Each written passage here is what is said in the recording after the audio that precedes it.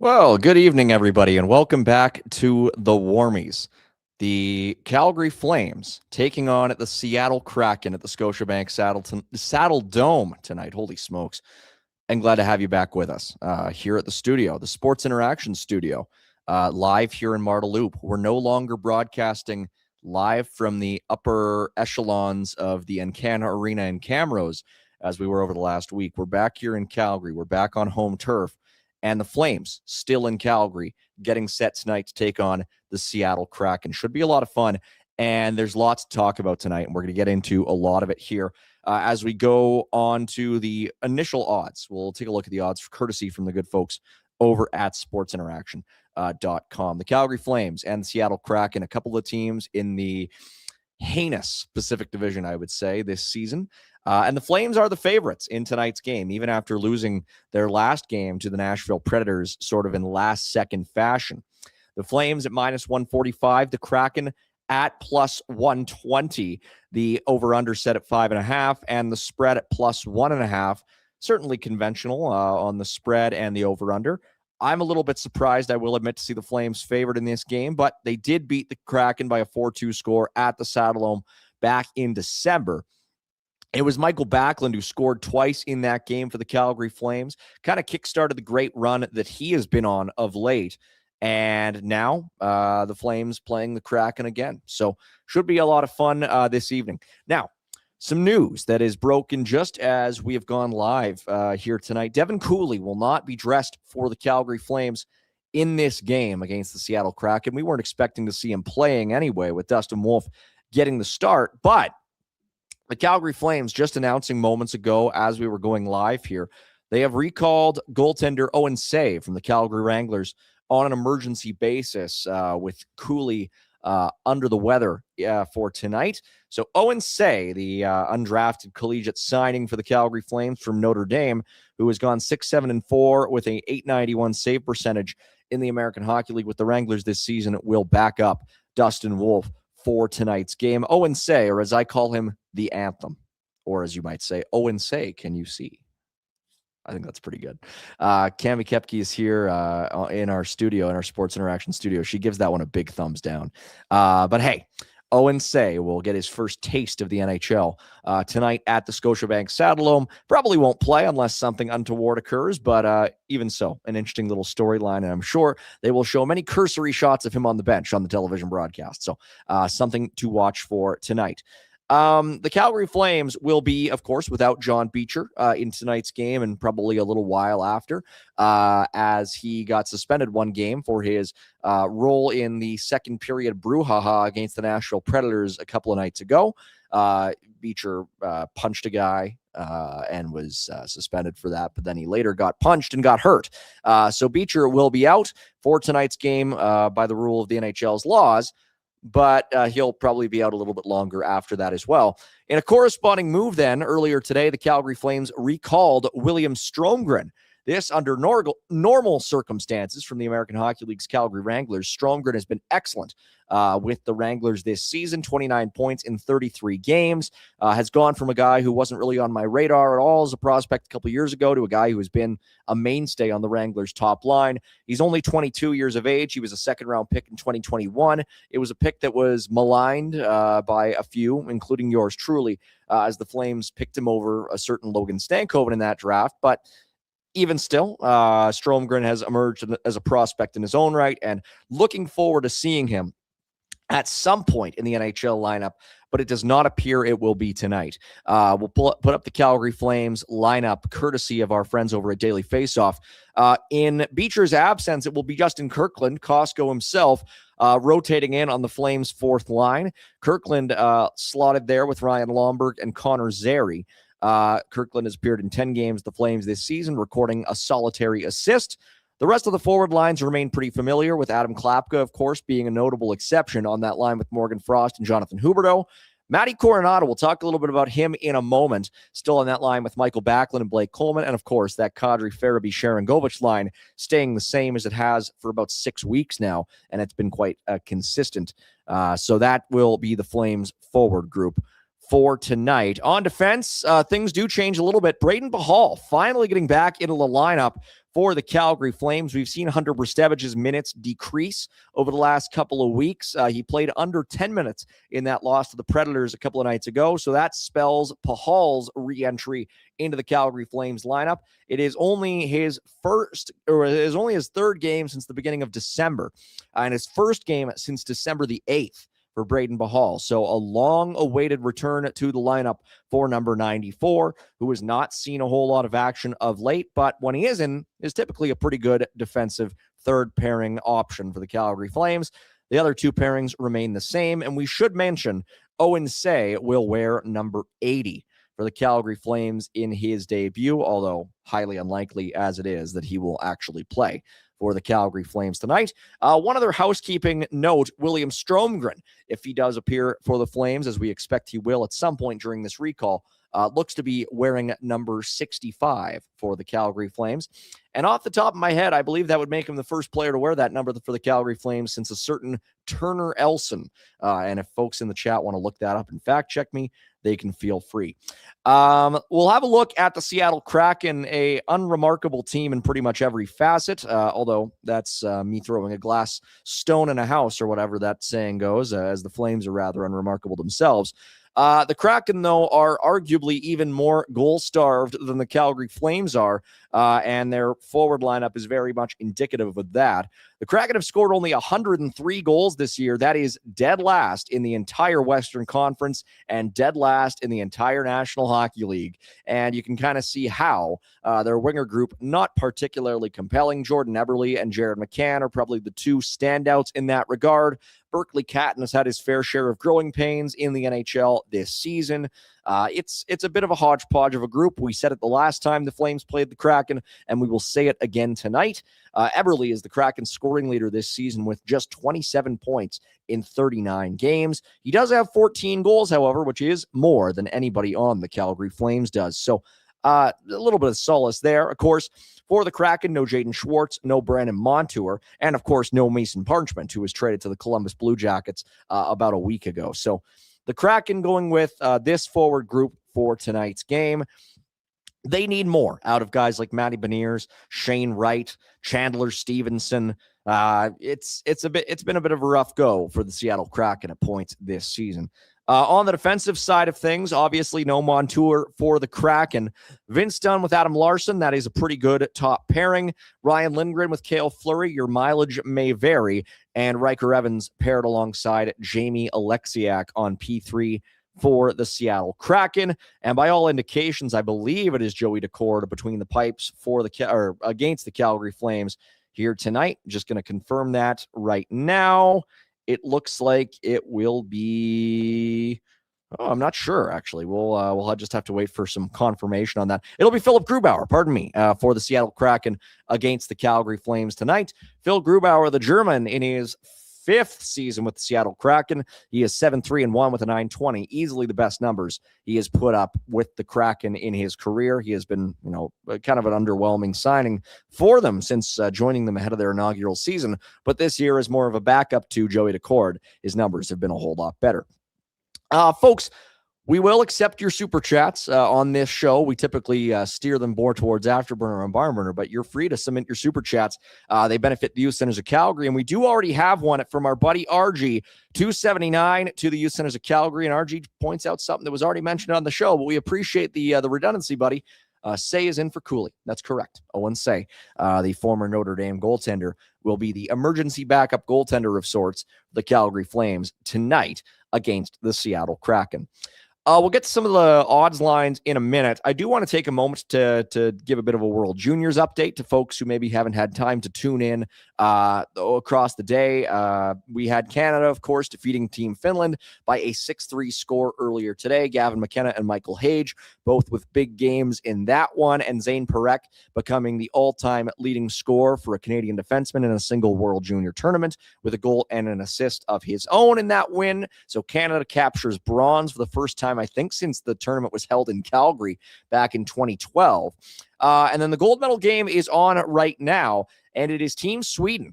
Kasper Justavara, assisted by Jack Berglund, a shorthanded goal, has the Swedes up 1-0 over the Czechs in period number 1. Lots of talk about Gavin McKenna, lots of talk about Ivar Stenborg, lots of talk about Keaton Verhoff. It's been an interesting last couple weeks for discourse, and we will get into a little bit of that. But before we do, this is something that we need to talk about because we have a few lineup changes for the Calgary Flames in today's game. The daily faceoff lines, they're not always 100% because sometimes things happen as warm-ups happen. That's why we call this show the Warmies. And a couple of changes. Zary up on the first line with Nazem Kadri and Joel Farabee tonight. They've shifted Igor Sharangovich to a line with Jonathan Huberdeau and Morgan Frost. So they're changing things up in the top six. And Matt Coronato remains with Blake Coleman and Michael Backlund. On the fourth line, it is Ryan Lomberg with Justin Kirkland and Adam Klapka. The defense pairings are what we expected with Braden Pahal with Joel Hanley, but some lineup changes up top with Connor Zary and Igor Sharangovich switching spots. Not a bad idea with those two having been better of late, and Jonathan Huberdeau maybe needing a bit of a spark, a bit of a change in his surroundings as he has really struggled of late. And actually, you know what? Let's table the World Junior talk just for a second, because this ties into something that I want to talk about with our other Sports Interaction lines. We'll put them up on the screen from Sports Interaction, some shot props. And this is something that I think is really interesting because Matty Coronato has gone 4 games without a single shot on goal for the Calgary Flames. 0-0-0-0 over the last 4 games for Matt Coronato. The shot volume just has not been there. And he is at minus 190 to be over 1.5 shots per game. But the crazy thing to me is that it's now an over 1.5 line, where for so much of the season for Matty, it's been an over 2.5 line. Now, Coronato had 2 assists against the Predators a couple of days ago. He had 2 assists against the Flyers the game before that. But Matt Coronato is a guy who lives and dies by his shot. He hasn't scored a goal in 6 games. He has 1 goal in his last 9. This is a guy who has gone a little cold of late. And if you look at those last 9 games, he has a total of 5 shots. That's not what we expect from Matt Coronato at all. So he'll need to pick up the pace in a big way. You'll look at his last few games. It goes 0, 0, 0, 0, 1, 1, 2, 0. I mean, that's crazy stuff for Matty Coronato, a guy who earlier in his season and all throughout last season, I thought he was excellent in terms of consistent shot volume. And when we have seen the top shooters on the Calgary Flames go in slumps, it is a real predictor. When we've seen Igor Sharangovich, as an example, go on huge goalless droughts, he's had stretches where he's had, 1 shot, 0 shot, 1 shot, 0 shot, 0 shot. Of late, he's gotten a lot more. And with Coronato, earlier in the season, if you go on a game-by-game basis, this is starting November the 7th, 11 shots against Chicago, 5 shots against Minnesota, 6 shots against St. Louis, 4 against San Jose, 4 against Winnipeg, 3 against Chicago, 3 against Buffalo, 6 against Dallas. That's a stretch where he got, 50 shots over 7 or 8 games. And now here we are over a similar stretch, and he has 5. So not what you want to see from Matty Coronato. Hopefully he can get back on track in the shots on goal department because the Flames need him to score. And it just sort of goes to a different point where when the Flames are playing this system that they are playing, which is kind of a grinded out 2-1, 3-2 system where that's how they win games, it's all just kind of meat in the grinder. And that's what we're seeing right now is these guys, there hasn't been a whole lot of individuality in the forward lineups. They're just kind of all meat going into the grinder, and it doesn't really matter who's on a certain line. They all kind of perform a similar way. So, Matt C makes a very good point in the chat that Coronato Frost Huberdeau line has been dead in the water, and it is spot on. I mean, Jonathan Huberdeau in particular has had a real rough go, but Morgan Frost hasn't been much better. He's at 19 points in 41 games this season. He does not have a point in his last 6. Morgan Frost does not. He does not have a goal in his last 8. He has 1 point over that span. 1 point for Morgan Frost in his last 8 games. It's been rough. It hasn't been much different for Jonathan Huberdeau. I look at the last month, and it's been a real, the Flames have won games, but there have been guys on this team who have sort of been able to slide under the radar a little bit in terms of them not producing because they've had overall success, because it's been, like you say, sort of a meat grinder. Everybody just goes in and the wins come out, and it just doesn't really matter what went into them. Let's have a look at it. I'll pull it up right now. This is totally untested since the beginning of December. Let's look at it. December 1 to Jan 5 for the Calgary Flames. And here's the scoring leaders. Michael Backlund, Nazem Kadri, Blake Coleman, Matt Coronato, Mackenzie Weegar. Each of them have 10 points or more. But here's the goals leaders, okay? Michael Backlund at 6, Blake Coleman and Yegor Sharangovich at 5. That's kind of wild. Jonathan Huberdeau at 4, Rasmus Anderson at 4, Connor Zary at 4, okay? Kadri at 3, Lomberg at 3, Coronato at 3, okay? Weegar, and this is over 14 games, Weegar at 2, Frost at 2, Farabee at 2, Jan Kuznetsov at 2, Adam Klapka at 1, and then Hanley, Ball, Beecher, Bristevich, whatever, at 0. So it's there have been some passengers. And yeah, doesn't it speak volumes when you look at this roster and a guy who's been singled out as a huge underperformer without, not without reason, in Yegor Sharangovich, has more goals than anybody on this roster over the last month, except for Backlund and Coleman, which has really been the only duo that has been rolling over a certain extent. So it's been a streak that the Flames have been on without a true individual performance pushing it along the way. Maybe with the exception of Rasmus Anderson. That would maybe be the one that's really been, 4 goals, 9 points, 14 games, playing 24 away tonight. But you look at the Kadris and the Frosts and the Coronatos and the Huberdeaus and the Farabees. Ooh, bit of a mixed bag, I would say. That's some insight provided from the shot lines, which are from our friends over at Sports Interaction. Head on over to sportsinteraction.com/FlamesNation. 19 plus. Please play responsibly. Every game is your game when you bet with Sports Interaction. Get in on the action with parlay boosts, live betting, and easy deposits and payouts. Once again, bet now. sportsinteraction.com/FlamesNation. Really good stuff coming in the chat. Some good folks who we like to see. Jux JC, Matt C, Canalicia, Magic 1989. Thank you all for tuning in on this edition of the Warmies. Feel free to leave a like and keep coming with the chats and the super chats and whatnot. Mr. Watts with a question. Hey, Mike Gould. I already sent a super chat about this today to Pinder, but he didn't get an answer since he said Klapka was Slovak. Pinder, what are you doing, buddy? Do you think Klapka will be on the Czech Olympic team? I do think so. I do think Adam Klapka will be on the Czech Olympic team, and I'm super excited to see it. And I think so because not only does Adam Klapka fill a certain void on a national team, but also based on necessity. There aren't a whole lot of Czechs in the NHL. There are some. There's 20 or so. But you look at it, the guys who are, full-fledged NHLers, there have been 17 Czech skaters who have played in the NHL this year. And that includes Matej Blumel and Ivan and Philip Hedl, who was injured, and Yuri Kulik, who was injured, and, a variety of guys. And, that also includes Andre Palat, who might get onto the team just by virtue of, legacy. Here's something crazy, though. Klapka's played in 40 games this year. Palat's played in 42. Klapka has 3 goals. Palat has 2 goals. Klapka has 8 points. Palat has 8 points.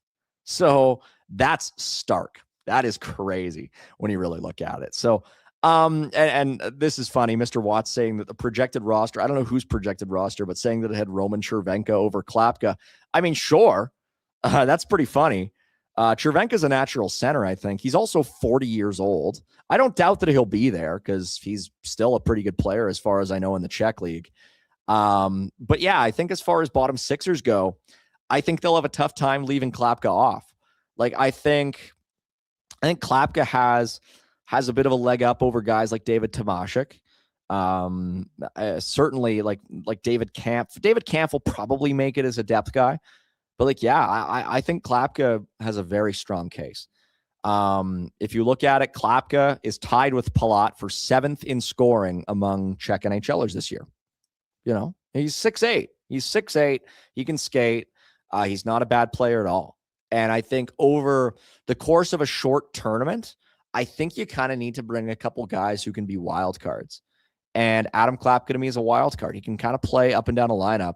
I think it would be a smart choice. And I think they will have few other choices. Like maybe you do bring David Tomashik, but Would you rather bring a 6'1" guy who couldn't really hack it with the Oilers in a bottom six role? Or would you rather bring Adam Klapka, who has, sort of more attributes that stick out, right? 6'8", can play heavy, can play with good energy, but also has some skill. I think it would be really smart. Would be a good power play option on the front, in front of the net. I think it would be smart. I think it's a really good question, and I think it's a good option for the Czechs. We're going to bring in Ryan Pike in a sec here. Let's actually do it right now. Let's bring in our buddy Ryan Pike, reporting live from the Scotiabank Saddledome. Pike, hey, why don't you chime in? What do you think? Adam Klapka for Team Czechia at the Olympics? Yeah, I think he's a lock. You think he's a lock? Wow, love it. Yeah, he's versatile. He can play with anyone. He kind of reminds me. Remember how a few years ago when Jacob Peltier was on the World Junior roster? Yeah. He could play. They could slot him in anywhere they needed a bit of energy. That feels like Klapka to me. It feels like you could do a lot of different things with Klapka, and he'll help you in a lot of different ways. So I'd be shocked if he's not on the roster. And I would suggest now that the World Juniors are winding down, we hear the Czechia roster announcement the next day or two. Yeah. Hey, the Czechs down 1-0, I believe, still to Sweden after one period of play in the gold medal game. Folks are asking, Pike, where your gigantic microphone is. You didn't ask me to be on the show until 20 minutes ago. I know. I have a habit of leaving things a little late. There's been so many damn things going on today that even if you had given me advance warning, I might have still forgotten it. Yeah, probably. Hey, Wild Bill Stromgren. He brought up by the Flames today. Not in the lineup tonight. We weren't really expecting to see him in the lineup tonight. But, hey, I mean, kind of fun to see a guy brought up who has followed a fun little progression curve over the last 3 years. When do you think we'll see Billy Stromgren play his NHL debut? They start off the road trip with the Montreal-Boston back-to-back. So I would suggest probably one of those two games. They've really liked him with the Wranglers. Like he's, you've seen enough of him. I've seen enough of him. Yep. The big knock on him the last couple of years was just he'd be good, but he'd lack like a little that extra level to be consistently very good. And he's been probably the Wranglers' best or second best player this year. So he joins a lot of familiar faces from the Wranglers on the Flames roster now. Yeah, I think that's a really apt description. And I think with Stromgren, the two things that, in my opinion, maybe hold him back or have held him back from locking an NHL role earlier is maybe just a lack of, I think there's maybe issues that you see with speed and maybe a little bit of physicality if you want to play him in a certain role. I think he's done a better job of addressing those this year. I think he's looked a bit more comfortable with the pace of the AHL. Yeah, it's exciting. It's good stuff. Keeping things young, Zane Parekh, 13 points in the World Juniors. Pretty incredible stuff. Kid got in a little bit of hot water, but he was took the high road tonight. I like the apology. I didn't really know if he necessarily needed to apologize for what he said. I thought it was, it was borderline, but he certainly acquitted himself very well on the ice for Team Canada. And what do you think, Pike? There's been lots of talk. What do they do after the World Juniors? How do they handle it? What do you think they do? Well, he's going to probably rejoin the team on the road trip, and then I assume they get him in a game at some point and see how he looks. I mean, he's a hell of a hockey player. I mean, when the list of defensemen who've ever scored more points at a World Juniors than you is just Rasmus Anderson's dad, like that's a good list. He's put together. I feel like we kind of undersell this. Back-to-back 30-goal years, the first guy since Bobby Orr to do it, the only person to ever do it as a blue liner in OHL history, first defenseman in over a decade to get 100 points, Memorial Cup champion, World Junior bronze medalist. If it feels like we're trying to run out of superlatives with this kid, it is, because, like, frankly, there are no precedents for how good he is defensively. And there's also no precedent with how to integrate a player that's this damn good in the National Hockey League, because the list of guys that are this good is extremely, extremely small. And so there is no playbook for this. And if you're the Flames, you're trying to muddle through it the best you can.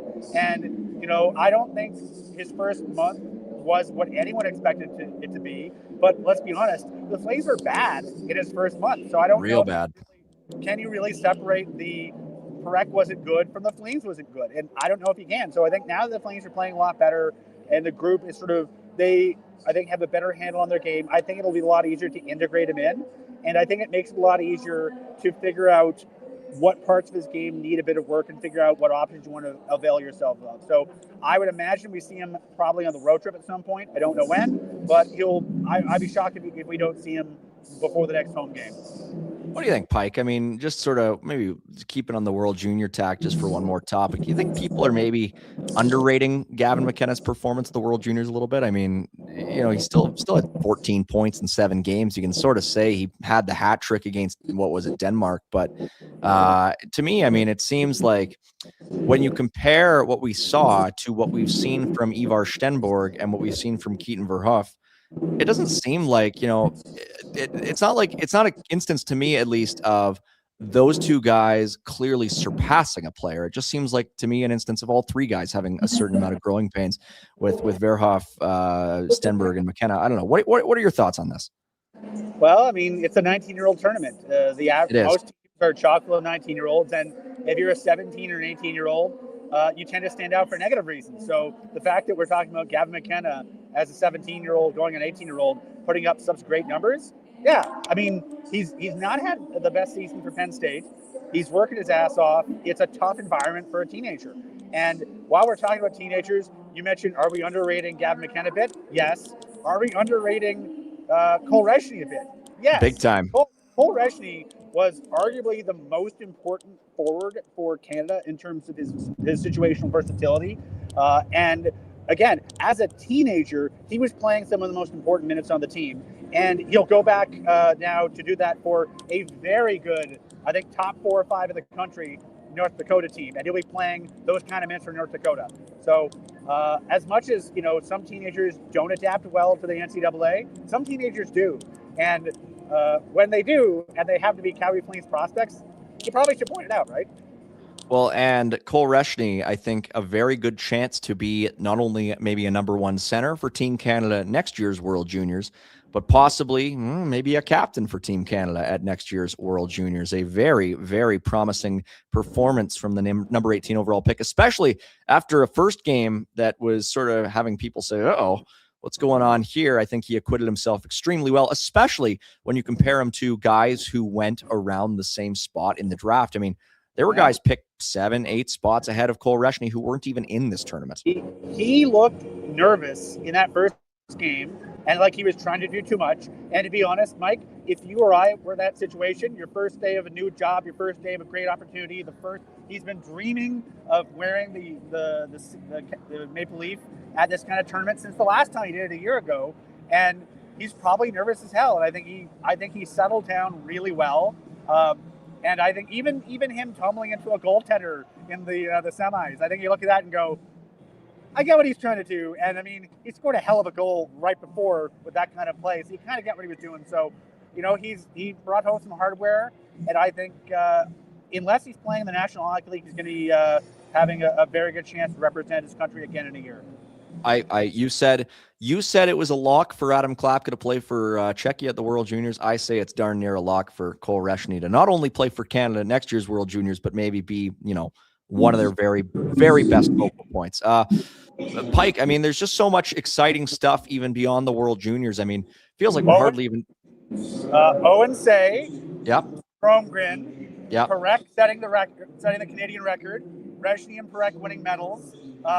The Flames are finishing off a homestand, and they've played outside of the last game. Damn good hockey. So, I mean, it feels like there's so much going on right now. Well, and Pike, we haven't even talked about Cullen Potter being a goal per game over his last 10 games in the NCAA. Yeah, and he's very quietly top 20 in NCAA scoring. It's remarkable. And that Wittenbach kid is also, I think he's 8th or 9th in NCAA scoring, tied for the lead or among the leaders among freshmen. So there's too much stuff going on. Well, here's the thing with Cullen Potter that, really gets me excited because at parts earlier on in the season, I was sort of saying, well, I don't know. ASU is kind of a tough place to evaluate prospects, and they play sort of an unorthodox schedule. This is a guy now who is well over a point per game, goal per game, in his last sort of month and a half of action against, let's count them, North Dakota, Denver, Ohio State, Minnesota Duluth, Dartmouth College, and then the last 2 games in the sort of Desert Bowl against Alaska, Anchorage, and Air Force. But like, he's been playing legit teams and being the best player on the ice. Yeah, and he could have been back in the U.S. National Development Program as a U18 player last year. Chose to go to college as a 17-year-old, and was a pretty productive player, especially in the back half of the season on a very good team. And so this year he's been asked to carry the mail a bit more, and I think he's settled in really nicely. So both him and Wittenbacher, I think, were guys that people thought maybe they could be on the World Junior team for USA this year. They combined for 5 goals the night that they got eliminated, and I don't think they're going to be absent next year. I think those are guys that are going to go out of their way to put on. Looks like things are starting to heat up at the Dome, Pike. Enjoy the game, and we'll hear more from you later. See you guys. Cheers, Pike. That is Ryan Pike, Flames Nation managing editor, coming to us live on the Warmies, from Warmies at the Scotiabank Saddledome. I mean, Cullen Potter, it's funny. We talked to Pike for 10 minutes. We didn't barely even talk about the game. But, you know, this is more exciting stuff, in my opinion. Cullen Potter, the last 6 weeks, I mean, we talked earlier in the show about shot volume. And not only has he been a center at ASU, he has been their number 1 center. He has been elevated to that spot.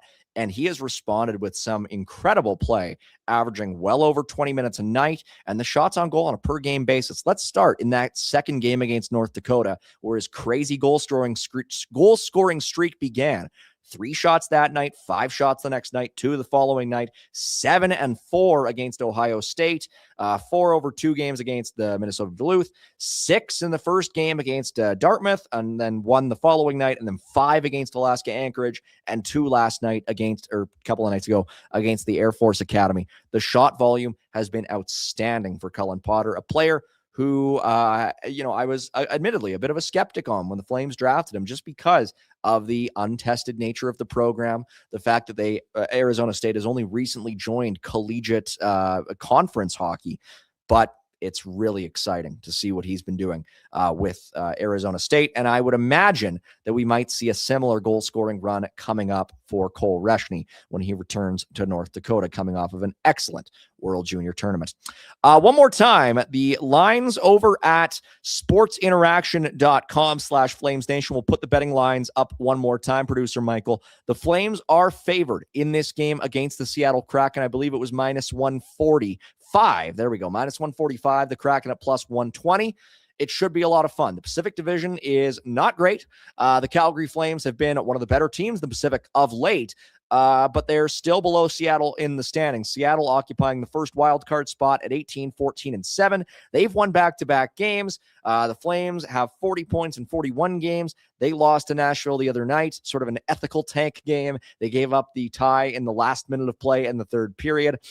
Tonight's game has some big ramifications in the standings, especially with some other things that are coming up tomorrow and in the days to come. So the Calgary Flames will wrap up a homestand before they head out on the road, as Pike mentioned, to play Montreal and Boston on the 7th and the 8th. The Flames have been much worse on the road than they have been at home this season, so it'll be interesting to see how things shake out from there.